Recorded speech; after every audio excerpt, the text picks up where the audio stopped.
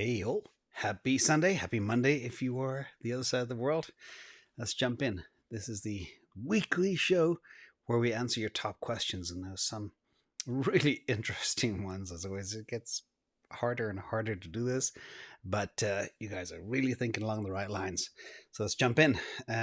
Big thank you as well to the moderators in the chat and everybody who's here and everybody who smashes the likes, and even somebody did one down thumb and then revised it. So everybody is entitled to their own opinion. So let's go. Let me make sure this is working. Yep, it is. So, channels about math, money, and freedom. And none of this is financial advice because I'm not a financial advisor. You guys know that. So, first one is wrong. Ha ha ha ha. Good thing I checked that.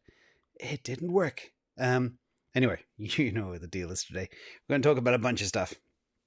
So, first question is from Anonymous. Everyone's super bullish for many months now, but really the prices just move inside the same range endlessly. Bitcoin 30 to 50K. Where do you see it going to all-time high? So it is quite remarkable how frustrated people are and how people expect huge results. We're going to go through a whole bunch of stuff here because this is a really interesting question.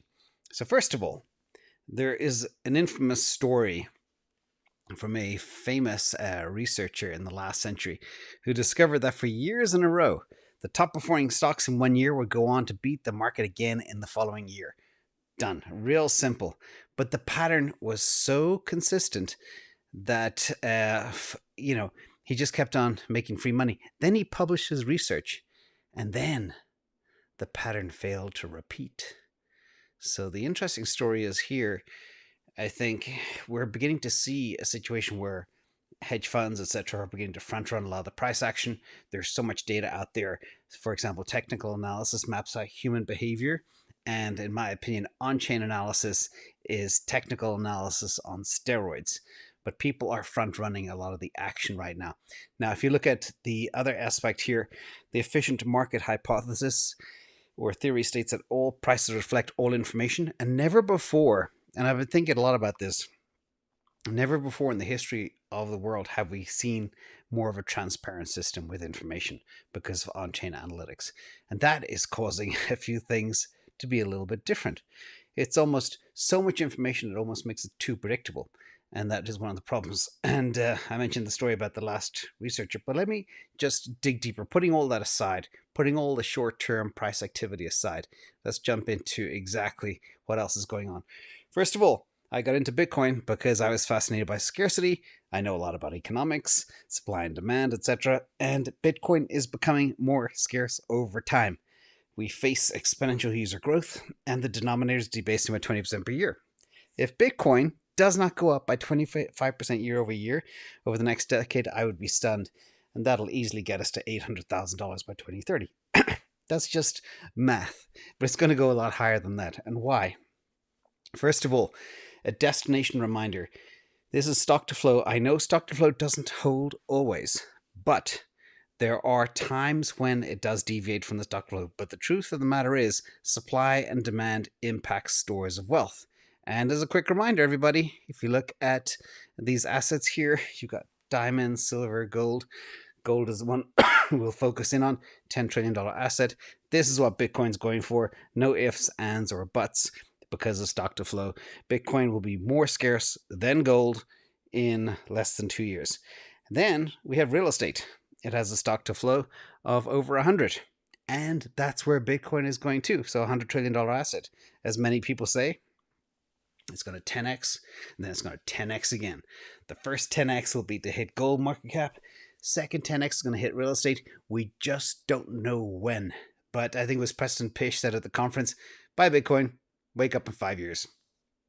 Your answer, you'll be very happy. And I think that's just the clear thing. Now, the other thing to show you how fast things change, and you guys know I love price prediction models, I love modeling, and I dug up an old one from 2019 where I was trying to convince my friends and network and family to buy Bitcoin.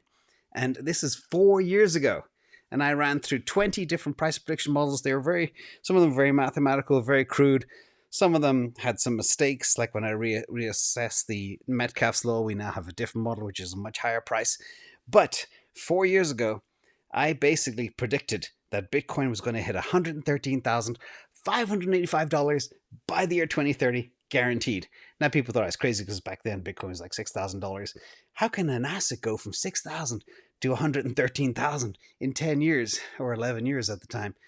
I think I actually had it out to 2029. It was exactly 10 years. And I guaranteed people we're going to get there. They thought I was crazy. So here I am again. Again, don't worry about this. It's not sideways. It's just a question of time before it does do that 10x, and then it does another 10x, everybody. And by the way, Do Kwon just bought another 4,000 Bitcoin. He now has just shy of 40,000 Bitcoin. He has denied 40,000 whole coiners in the last few weeks. Think about that. And he is one of the smartest minds in the whole space. So next question, this one, based on your recent issue with YouTube, does this make you concerned at all about Google moving forward? I know you mentioned them as one of your 3 main equities. Yes, it is. And I'll talk more about my stock holdings again, a refresher to the audience. But, Google, first of all, my particular incident was orchestrated by an attack. 50 people simultaneously reported me and had me taken down. These are people who don't like truth, who don't like what I have to say. These are members of armies. I don't know which army, but that happens. But it's not going to change what I do. We're actually making steps to make me bulletproof, to speak honesty for those who want to listen. So stay tuned for updates there. But, it was, I think I was down for exactly 13 hours. And now I've always had friends at Google. You can find out exactly what happened and get the whole history. So it's not a problem. Now, Google, back to Google stock itself. My investment thesis has not changed. In fact, I only get more bullish by the month. And advertising revenue is going through the roof. It's been driven by their machine learning investments. That's what ML stands for. And they are bearing crazy, crazy fruit. The 4-year compound annual growth rate for YouTube ads has been nearly 37%, going from 8.2 billion to 28.8 billion. I do YouTube, but literally for every view I get, for every video, I get a fraction of a penny. So they make all the money, not us YouTubers, but I don't care about that. I can make money on Google on the other side. And Google Cloud Platform, that's GCP. This is their version of Microsoft Azure or Amazon Web Services. They are chasing the leaders. They made 2 very significant acquisitions so far this year, early 2022, to bolster their offering. One of them is deeply around security. Then we have the 20-for-1 stock split, which is going to be bonkers. And yes, it's a long-term keeper for me, and I still hold it. So great question. Thank you for asking. But no concern, no change. And it always is a good, important point, though. What you mentioned, always keep your tap dancing shoes on, because things can change very radically, for sure. Now, next question from Johnny Conqueroo. I just cut ties with my financial advisor. I need to rebalance from his 20 plus stocks and mutual funds down to the 6 stocks I want. Any wisdom on the best way to do that? So Johnny, I love this question. We get this a lot, but first of all, I'm not. Let me just talk about this. As you know, I don't give financial advice, but I do share what I do. And I want to teach people, how I was successful, how all the strategies I chose by focusing on key assets, doing a lot of research, getting in early, etc., using leverage, using options to invest. And that is really the key. I think, let me zoom out for a second. I think it was Michael Saylor who said at the Bitcoin conference, who was super interesting. He said he was learning from his mistakes, and his mistakes in investing 20 years ago were identifying key stocks, but not investing enough. That's mistake number 1. And mistake number 2 is not holding them. So think about that. It's all about what I say, get in early, get in hard. He says, get in early, get in hard, but using a completely different vernacular. So I like that. Now, financial advisors, ask him what he or she personally invests in and how much they have made investing. It might be a little bit of an aggressive question, but that's what I would ask if I had one, and I've never had one. But I've had a million of them sell me that said, what type of returns can you give me? years and years ago, and they say, well, maybe 10%, 9%. It's like, no thanks, that's not going to do it for me. But many financial advisors are also scripted in what they sell. They are told to sell things to people. That's why they do what they do. So it's not their fault, but they're not going to tell you what you should do because that's not in their script. Now, if you look at a couple of things when you do invest, it depends on many factors you got to consider. Check out my investment series, Investment 101. It goes over age, tolerance, financial situation, time frame, goals, how much risk you can take on, how much money you have. Typically, the more money you have, the more risk you can have. But also, the more money you have after a certain level, then you get much more comfortable with lesser returns. You don't have to bet the farm in every single trade. So it's a weird curve over time. But what I would do if I was starting your shoes, my two biggest holdings are Bitcoin, which includes MicroStrategy, and Tesla. The next two are ETH and Google. The relative valuations depends on the day. You can see here I have a mix of Bitcoin and equities. And after that, I've got Amazon, Solana, Nvidia, Square, Luna. They're kind of, those assets make up 99.5% of what I have. Now, so you mentioned 6 assets. Here, I think I have 1, 2, 3, 4, 8. So 9. So pick what you like and what relative sizing you have, and we'll talk more about sizing in a very brief second. But also watch for tax ramifications. Also, if you have an IRA, think about some GBTC at 26% discount, which is what it's at right now, and that will get you. I do believe it's going to convert to a spot. There's just too much pressure on Gary Gensler right now and others. Keep your dancing shoes on. The second I've mentioned that, everything changes all the time, and expect reasonable returns. So, for example, a lot of people who are new to investing, they expect, I want to get 100x or 1000x because they watch other YouTubers. But if you are happy with a 5x like Tesla, easy 5x by 2030, not financial advice, but like I'm into Tesla under $40. It's over $1,040 now. And that was only a few years ago. So, and if you guys don't know the story, I bought a Tesla X. And I was so amazed with the car. Within 2 or 3 days, I bought a whole bunch of call options on Tesla. And that was going way back. So 3.5, 4 years ago. Anyway, that's that. Now let's talk a little bit about investing. And sorry for taking so long on this question, but it's so important that you all get this. You have people who are expert investors, like Kevin O'Leary. You have 2 schools of thought when it comes to investing. And I like the way you say 6 assets, because if you can pick the right ones, that's the right way to go. But this TV entertainer, Kevin O'Leary, who is now a crypto expert, he says, you have to be diversified. I own 32 crypto positions, 32 different crypto positions. The whole point is you don't know who is going to win. I own them all. So that's one school of thought, not the one that I recommend. Second one is Warren Buffett. Why diversification is only required when investors do not understand what they're doing. So yes, find the right assets, get in hard, get in early, and sit tight. It's going to be a fun ride. So next question is from Charlie.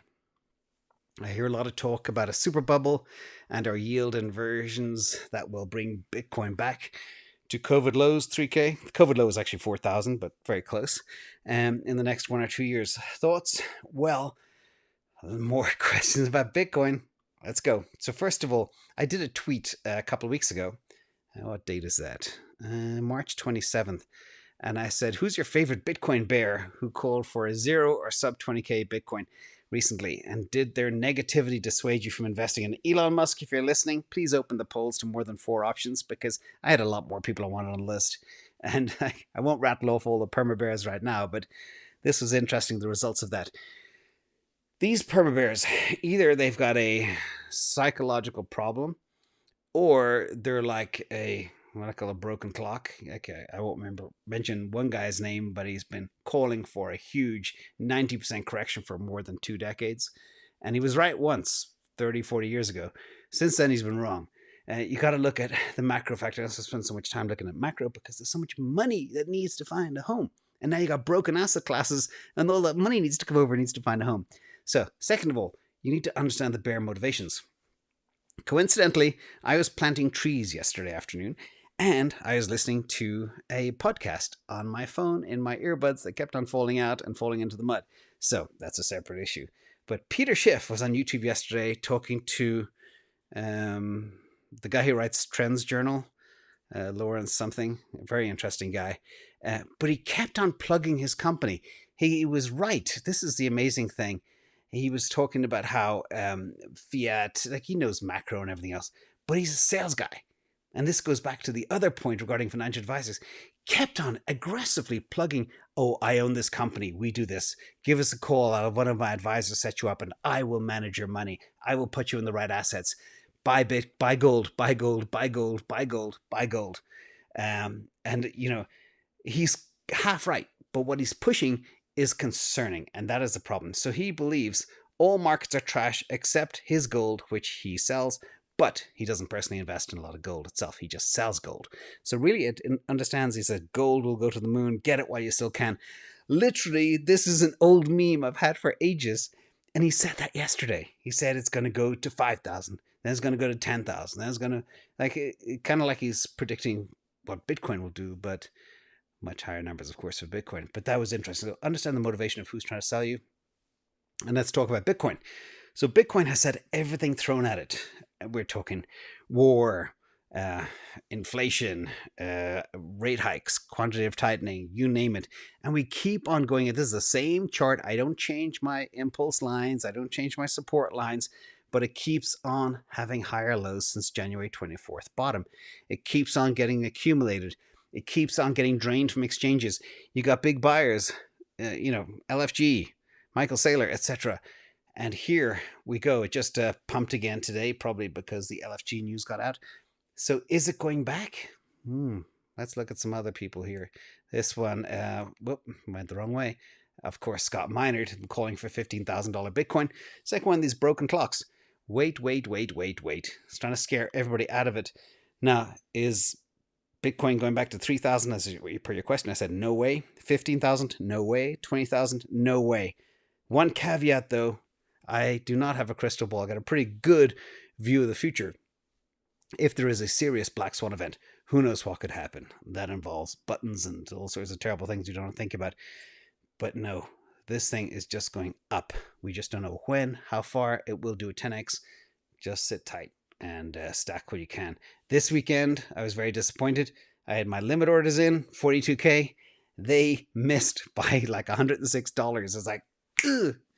And I think my problem is I share that number and people were front running me, maybe 42,500, and they were grabbing it all. And LFG was buying too, but that was over the counter. So anyway, that's that. But everybody, don't be careful who you listen to. Understand why they're telling you to do certain things. Okay. So the next question is from Taxed on Gas Fees. That's a cool name. I used CoinTracker from Coinbase Pro to do my taxes. Looks like I'm being charged taxes on ETH transaction fees. Is it correct? Transaction fees are taxed as spending. So very good question, important question. It is tax season in the US and other places. First of all, I am not a tax advisor or financial advisor. But here, to the best of our understanding, exchange fees on crypto are tax deductible and can actually lower your tax liability.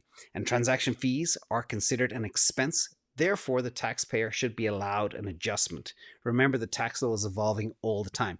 Take advantage of this. Taxpayer can adjust their cost basis on acquisition of crypto by deducting fees from the sale of proceeds. For example, if you bought ETH at $1,000 and you paid $30 in transaction fees, and you sold it for $2,000, you can deduct that $30 from your cost basis, bringing your taxable gains down to $970. And remember, tax rules may vary by jurisdiction, so please check with your tax consultant. But yeah, that's how it works.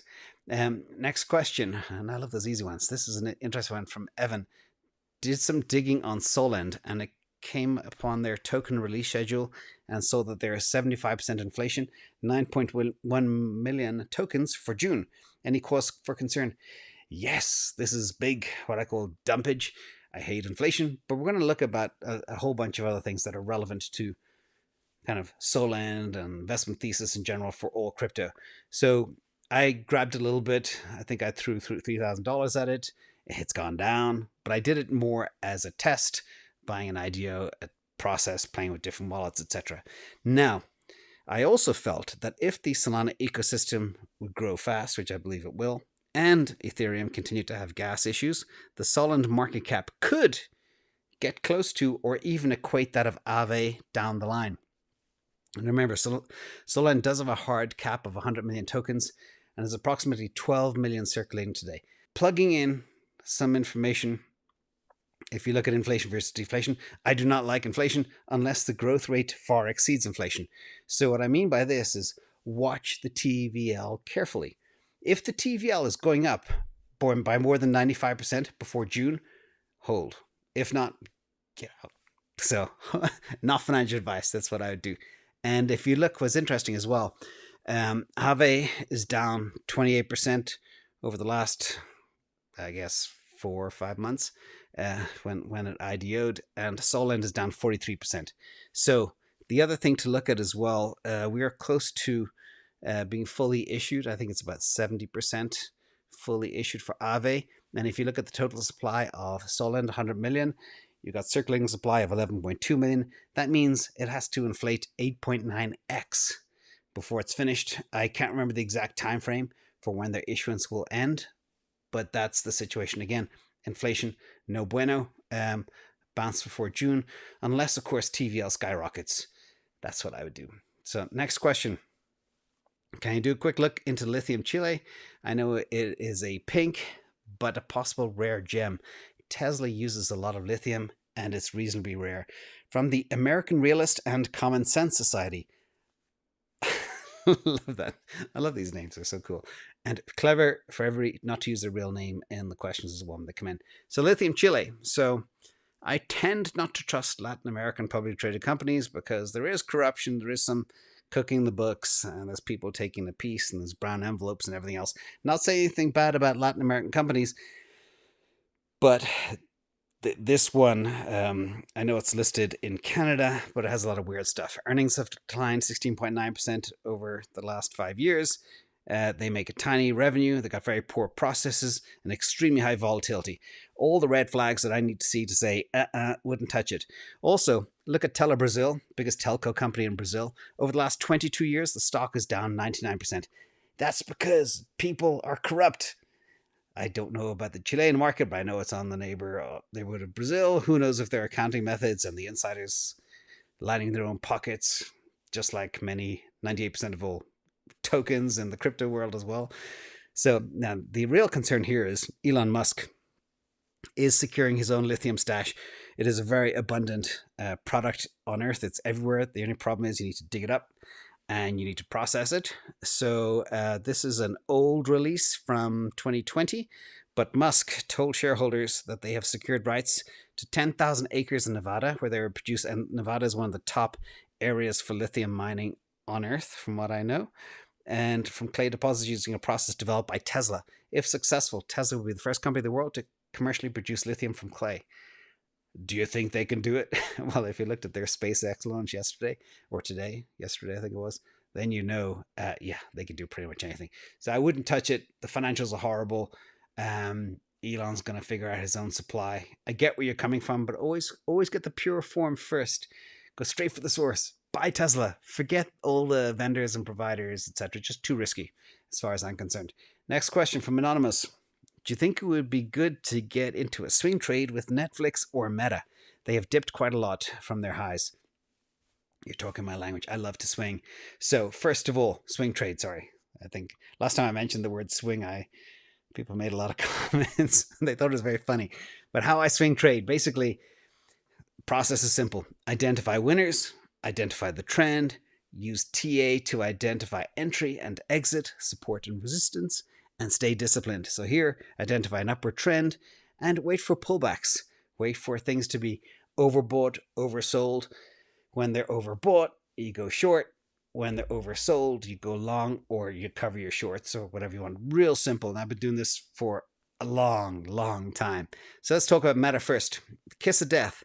I do not like companies that have slowing growth or stagnating growth. And you can see here, their user base is horrible. That's why they got whacked. They are still making a lot of money and a lot of profit. But they have a renewed focus on kind of shareholder rewards. They're pumping billions into this thing called Reality Labs, which is their version of the true metaverse. And I think that's going to come from another company. I don't think anybody trusts Facebook to run their metaverse or for them to be in their world. I think it just looks, ugh, I wouldn't touch it. And their stock buyback program is designed to line the shareholders' pockets. Let's talk about stock buybacks and the equivalence to token burning. Just for those who may not realize, I believe token burns are generally the same thing as a stock buyback. You do it when the growth is slowing or there's problems and the insiders want to increase PE ratios, which will increase market value, or reduce the supply, which increases the price of tokens. So the whales, etc., will get richer, crimping supply. And a stock buyback, as I mentioned, boosts the PE ratio. So whenever a company does a type of stock buyback, unless they're still on very rapid growth, I see that as a red flag. Now, when tokens do token burning, ask why. So next question. Or next stock. No. So Meta, I wouldn't touch. Netflix, swing trader? Question. So PE is 31, earnings growth 16%, 1 year target 500. Trading a little over 300 right now. It's looking better than Meta. So let's look at the chart. So Netflix was a great swing trader. I contemplated it a few times. I used to trade Netflix back more than 10 to 12 years ago. But you see here a beautiful swing range in 2020 where we hovered between, it was like 400 and up to 580, 600 in that beautiful tight range. That's what you look for that swing trade range. And just so you guys can see, you see sell the tops here on the two lines in the middle. When it goes above the Bollinger Band, that means it's overbought, time to get out or go short. And then you buy the bottoms when it bottoms and starts turning up, and you identify that using RSI and MACD. I have a TA video on that. I will post here. Nope. There. I can never remember which side it's going to be posted on, but I'll post that, how to identify tops and bottoms. Now, if you look at where Netflix is right now, you can see the macro is driving high PE stocks downwards because high PE stocks don't do well in an increasing interest rate environment. Therefore, I don't think it's in a swing range at all. I think there's better stocks that you can do for that. Historically, I do a lot of that with Tesla. I did a lot for Amazon for a long time. And Google's just an unstoppable train, but that's where I like to trade. But look for that range, identify the support line, the resistance line, and look for a pattern, and then you're good to go. So thank you for the question. Next question is from Blockchain Bay. In your interview with Jason Lowery, he said the future of global reserve has to be proof of work. Can you explain this theory and why it can't be proof of stake? That's tough question. So Jason Lowery is talking about proof of work in a metaphorical and conceptual sense rather than making a statement about proof of work as a consensus mechanism. That's kind of critical. And his point historically is of all the global reserve currencies have been proof of work in concept. So for example, gold has typically held the global reserve status throughout, and it is a proof of work system. You have to spend energy to dig gold out of the ground, process it, smelt it, verify its gold content, store it, transport it, etc. And after Nixon took the dollar off the gold standard, we moved to the petrodollar, where the system has been where the world has to acquire dollars to trade for oil. See the pattern here? Now, the system is also proof of work because it requires the US military to protect and enforce this system. Now, Bitcoin is also proof of work, but you have to use electricity, I don't use the term BERT, to mine it and secure it. So the idea is that money is tied to energy, and that makes it a good reserve asset, the short truth. Now, the question is future reserve currency. Well, we do agree with Mr. Lowery that historically the reserve currency has been proof of work. I do not think the Bitcoin will replace the dollar as a future global reserve currency, at least not for the next 10, 20 years. We are seeing cracks in the petrodollar system. We are seeing de-dollarization. I've done a video on that. And this process is definitely accelerating with what happened in Q1 2022. I don't need to repeat any more of that. China is working with Saudi Arabia to trail oil in yuan. Russia is accepting rubles for its oil and gas.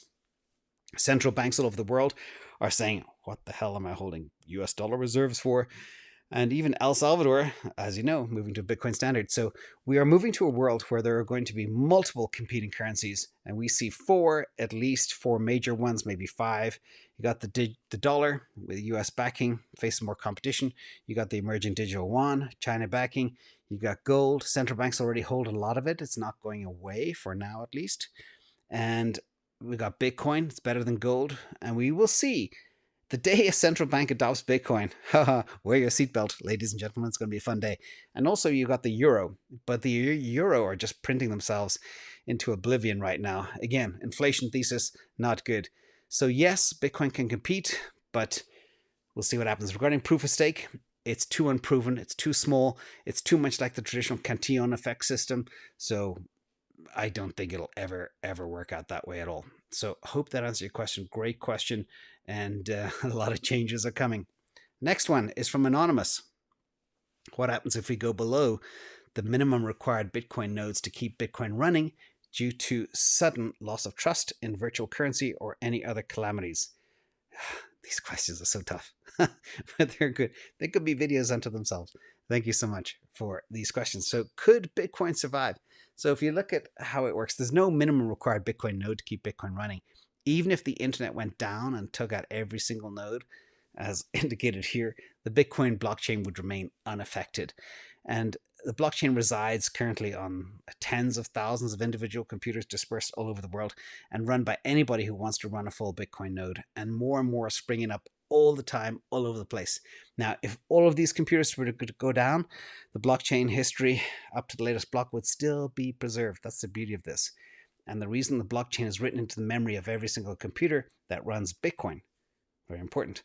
And what are the odds of the internet wiping out every computer on Earth? Well, if that happens, we probably have bigger problems as well. But it wouldn't be a problem. Without the internet as well, we just need to rely on more other ways to broadcast, and we'll cover a couple of those. What could happen? So if we are in a situation where there is no internet, obviously it would be temporary, but all you really need is a communication method. So you could use your private key to cryptographically send and sign a transaction, and then broadcast that transaction to the network. And there are several ways to do that.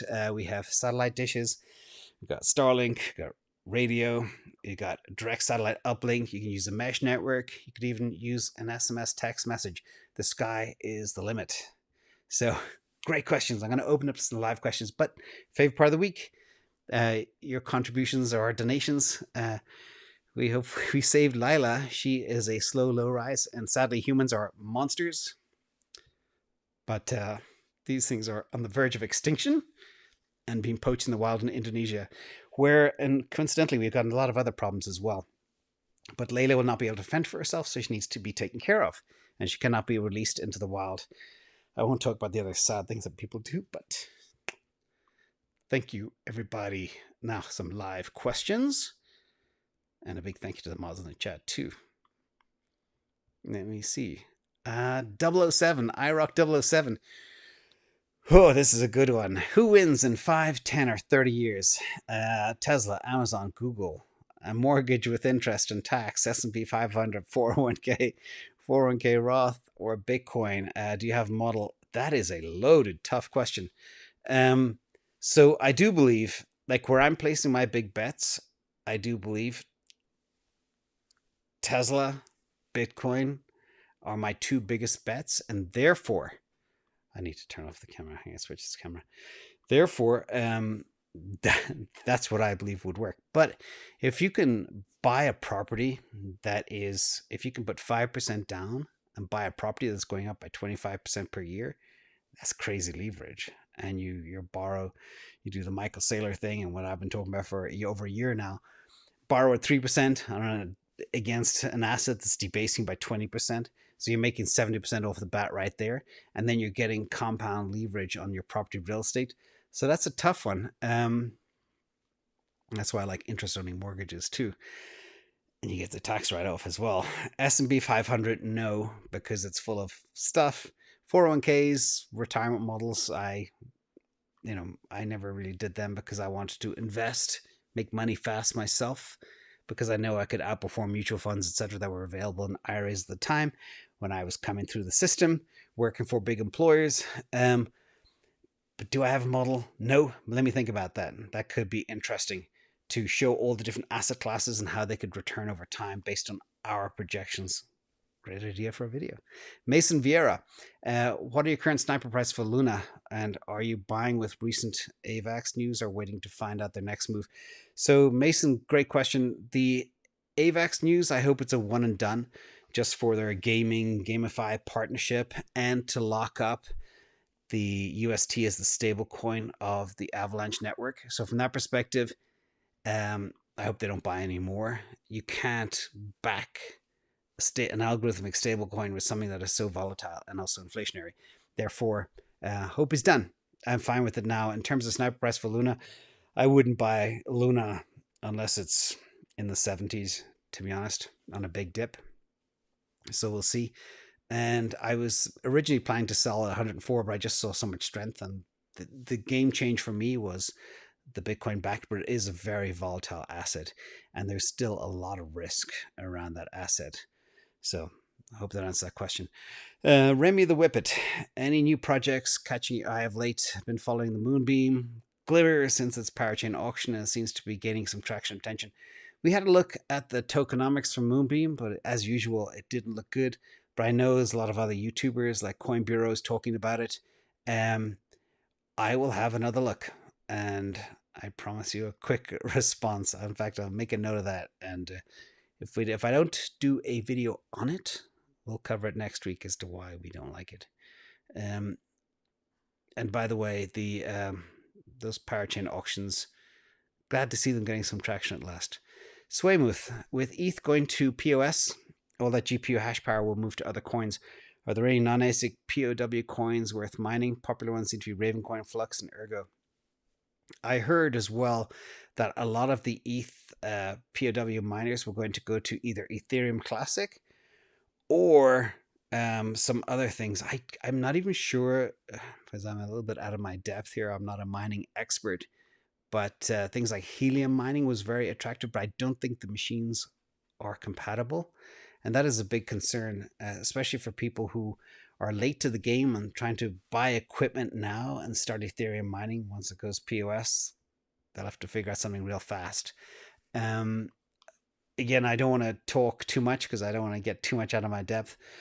But Ravencoin, I know we looked at it. It wasn't a good coin from a tokenomics perspective, but who knows if it's worth mining. We can try find. I'm sure there's a lot of publicly available information out there as to where the miners are going, but most of them are probably going to Ethereum Classic, which is not a good coin. So I think as well, for miners, it's important if you are mining something, make sure it does have some upside, or else it'll just get too competitive. You're not going to make any money.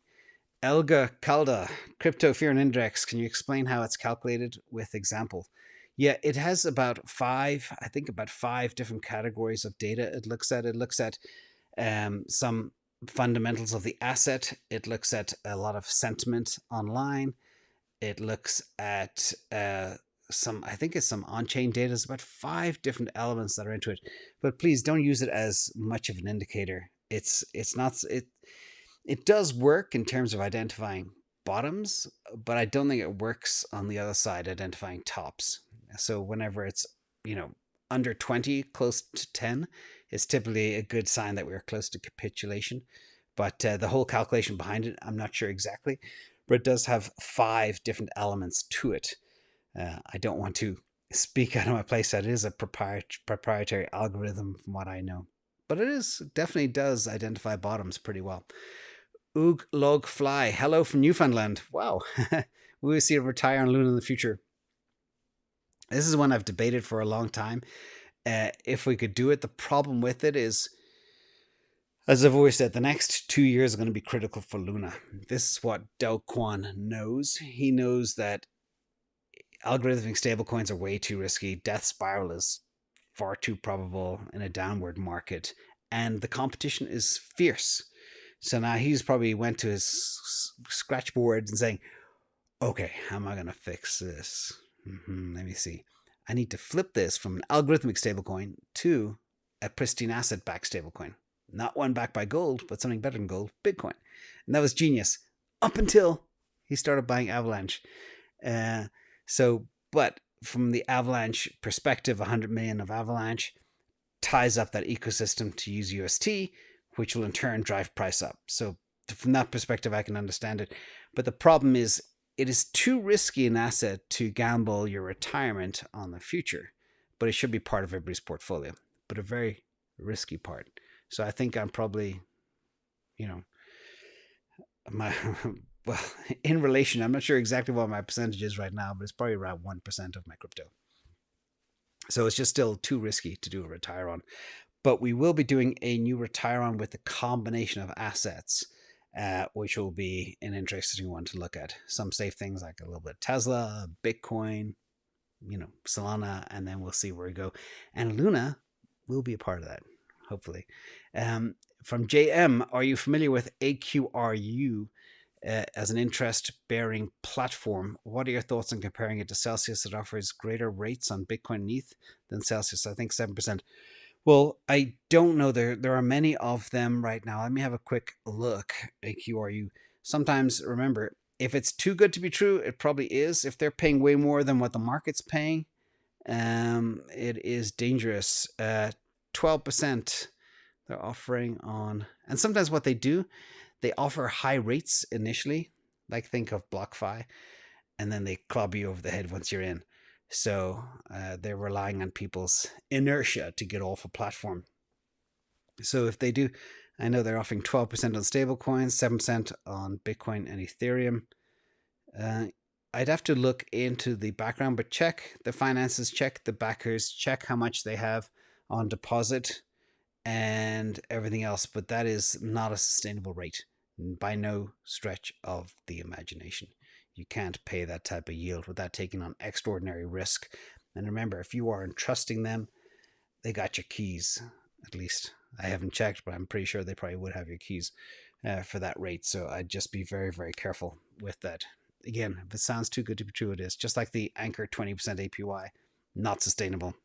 It's mathematically not sustainable. Fireman, have you investigated Track? Dr. Metcalf is an advisor. Now, I don't know what Track is. Is it a tractor supply company? Is it a stock? Is it a token? Track data. That's a data corporation. Give me 1 second.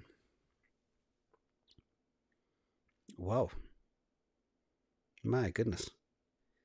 So if the financial information I'm looking at is true, give me 1 second. This could be an extremely profitable company. $8 earnings per share trading at 20.